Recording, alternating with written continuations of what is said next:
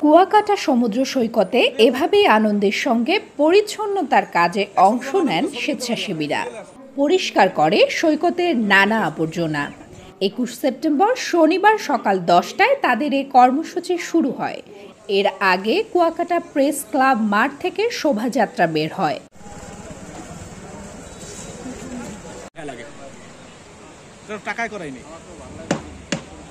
আয়োজকরা জানান, সমুদ্র সৈকত রক্ষায় ধারাবাহিকভাবে পরিচ্ছন্নতার এই কার্যক্রম চলবে। এজন্য সবার সহযোগিতাও চান তিনি। আমাদের বর্জ্যগুলো সংগ্রহ করেছি, এগুলো থেকে আমরা ক্যাটাগরি করব এবং যাতে একটু ডিকম্পোজ করা যায় এবং আমাদের যাতে সামনের দিন একটা সুন্দর পরিবেশ আমরা পাই, সবার জন্য এটাই সবার কাছে আমাদের চাওয়া পাওয়া। আজকে যদি আমরা একদিন এভাবে যদি কাজ করি তাহলে দেখা গেল যে অনেক ভলান্টিয়াররা আমাদের দেখা দেখি এখানে কাজ করবেন।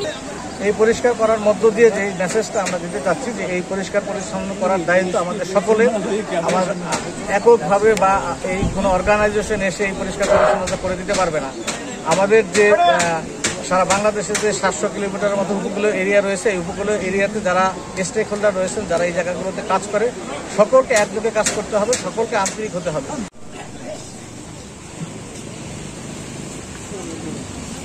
জেলা পুলিশ কর্মকর্তা, জনপ্রতিনিধি, সাংবাদিক ও স্বেচ্ছাসেবী সহ বিভিন্ন শ্রেণী পেশার মানুষ এতে অংশগ্রহণ করেন।